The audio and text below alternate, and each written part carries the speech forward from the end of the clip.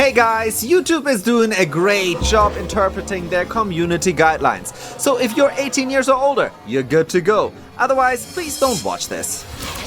As I always keep on saying, this community really matters to me. You guys are like a family, and it is really great to meet new people. Not only in person, like next week I'm gonna go to Vienna for Cultiva, so that's gonna be very, very cool to meet new fast buds growers in person and to connect and to record interviews, but also here and these lives, or better at these fast buds talks, that is really special to me too. And the real special thing is when you first connect with a grower you've been riding with a lot, but now they are here on camera. And I'm so happy to introduce to you Civic 6 Salford, or Civic Grow 6. Hi Civic, how are you doing? And who is that? Sorry, first the doggy, then you, man.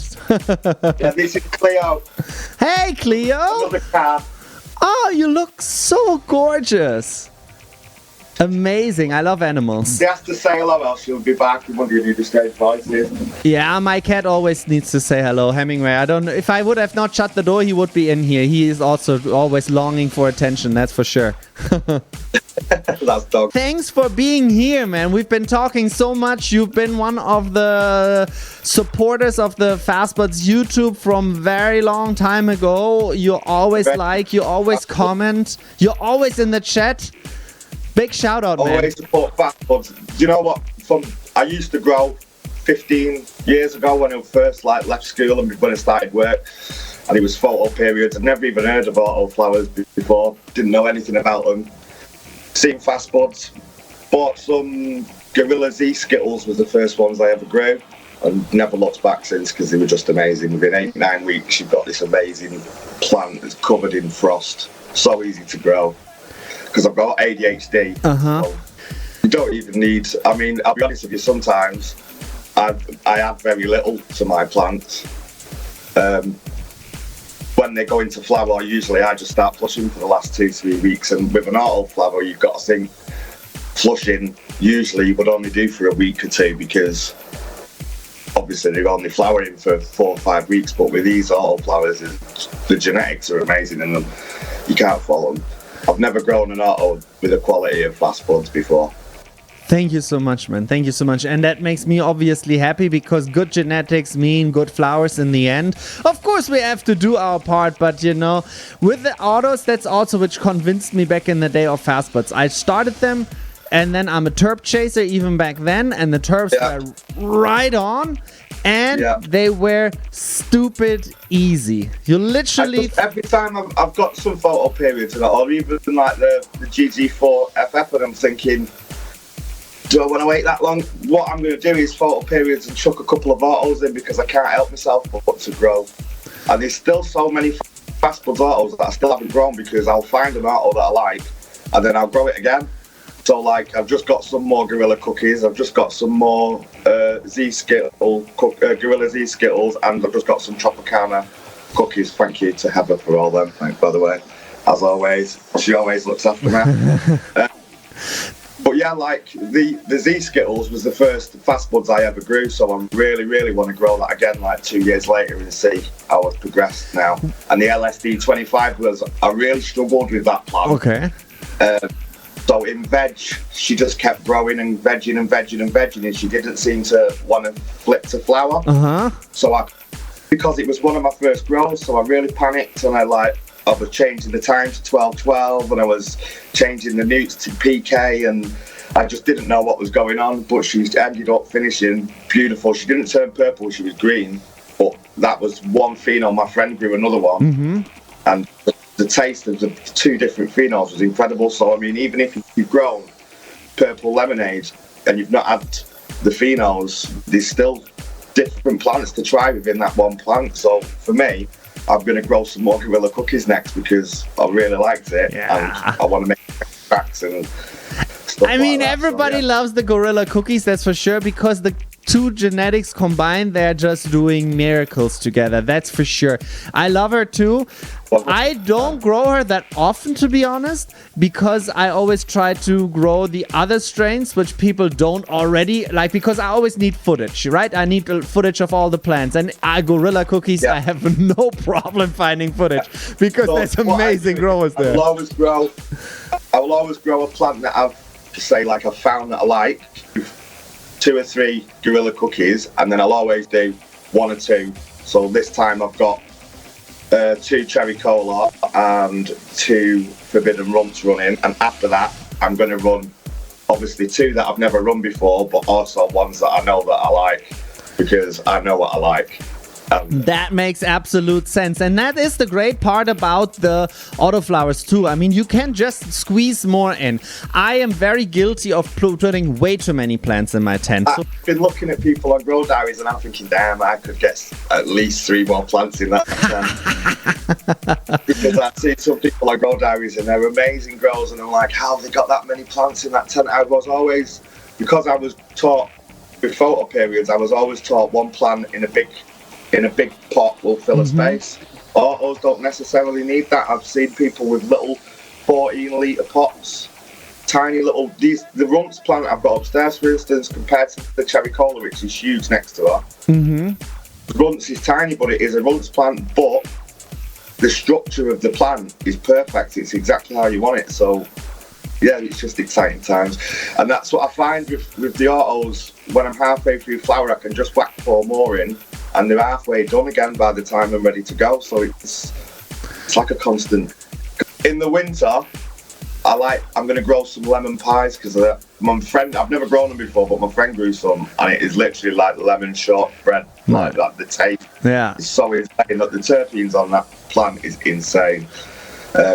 So I'm going to get some of them, because I feel like you can sit inside in your nice dressing gown with a pipe. You got it right, man. You got it right for sure. By the way, we did this kind of on purpose, the light behind Civic, because he is still in the UK and we don't want to have his face perfectly bright and shined out, because we do have to be careful in certain countries, and that's why we're doing this for. We're trying to make it normal, destigmatize the plant, and hopefully at one point then it will be also legalized everywhere, including the UK. Yeah, 100%. And also, just to touch on last week's episode with the ladies, big respect to all of them, because every single one of them I follow on Instagram and have liked and spoke to before.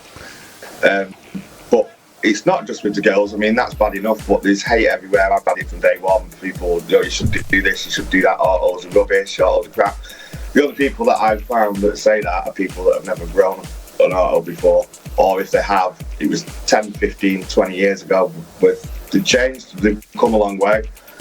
And I just think people will ask me, like, obviously I'm quite well known on my Discord and things, and people will ask me for my opinion and stuff. They don't have to take my opinion. A lot of the times people will ask me what's wrong with my plant, and then the next day I'll see they've not listened to me at all and done completely the wrong thing. Yeah. But that's what, everybody does their own thing. Everyone, like, personally, I don't top, I don't defoliate. You're not gonna no one believes me. I don't train my plants. The only thing I've done is with the Gorilla Cookies, I had to literally tie her up because she was so big. Yeah. They do that sometimes when those colas get so fat, no? Plant alongside plant. I've even scrogged an auto, and you won't believe me, I got 36 ounces of weed off it. Wow. But it wasn't a great smoke, because it was putting too much energy in making all this bud rather than make it. I would rather have a plant that's just grown how it should grow in 8-9 weeks, and it'd be finished and nice. I rather grow a little smaller plant and a couple of plants more, and as we said, with the autos you can really mix them and puzzle them together. Sometimes you might have to move them around, or as I said, prop them up a little bit, but in the end of the day you have I change my mind daily. I'll look in the tent and I'll see a plant and I'll think, you know what, this one does need a defoliation, which I don't usually do, but I will, because they'll be touching the soil, the big leaves, and they've got no light at all, sort of thing.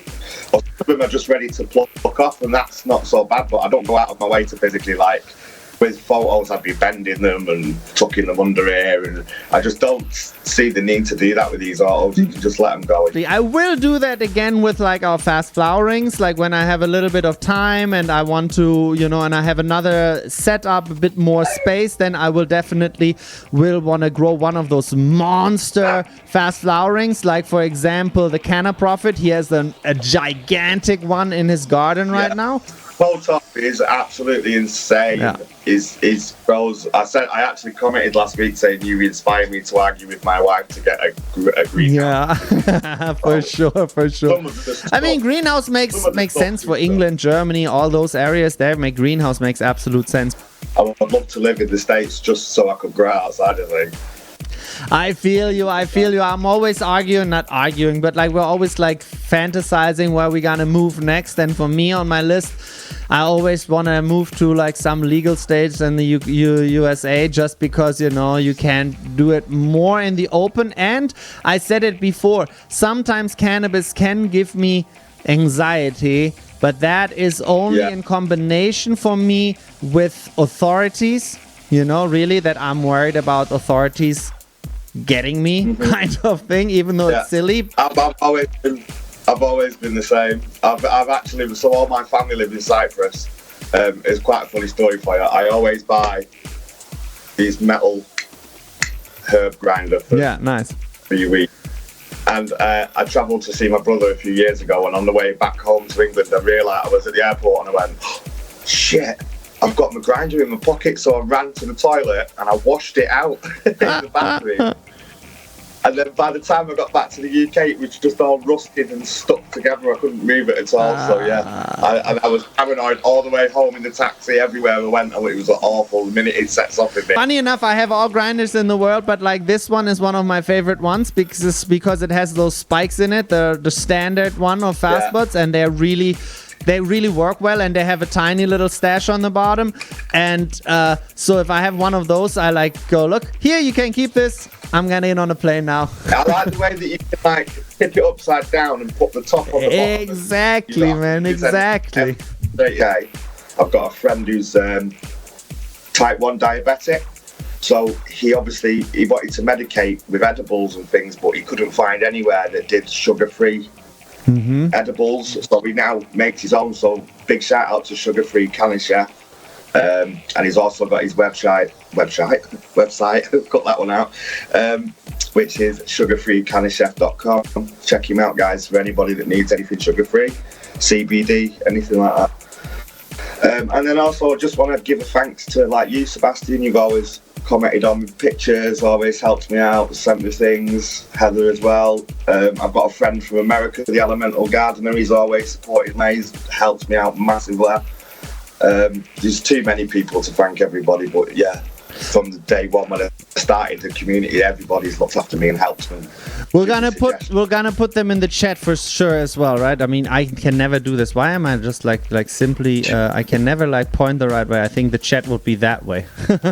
I'm sure they'll be in the chat somewhere below anyway to come and show support today. So amazing. One last question though about your ADHD. Do you have it are you a medical cannabis patient as well or not? So, funnily enough, it's an ongoing battle that I'm in at the minute because my doctor hasn't got any experience with ADHD patients. Okay. And there is nobody where I live in England. There isn't anybody in the whole north of England, doctor-wise, that deals with ADHD in adults. One good tip for me about that is hit up NI Canna guy. Alan, he is in Belfast, so he's in the UK, and he has the first dry vape lounge, cannabis dry vape lounge in all of the UK, and he is a specialist with medical cannabis. Hit him up and I'm sure he can help you and he can refer you to a clinic, because I am going down that road for the same thing. ADHD right now. I am working with a German company who has telemedicine, so I can actually talk to the doctors through the internet and talk with them. And in the end, I want to have medical cannabis prescribed in Germany, just for the cause of it and for also like just for traveling, and in any case, you know, having a prescription is always helpful. Yeah, 100%. You can legally travel with it in once you have that prescription as well, which is really helpful. Absolutely, man. Well, Civic, thanks so much for being here. It was amazing. I hope you're gonna come back. 100%. Thanks for always being there. Thanks for always commenting, and thanks for this interview. And don't forget. It's always 420. Yeah, exactly, man. Thanks so much. Have a good one. Fast Buds.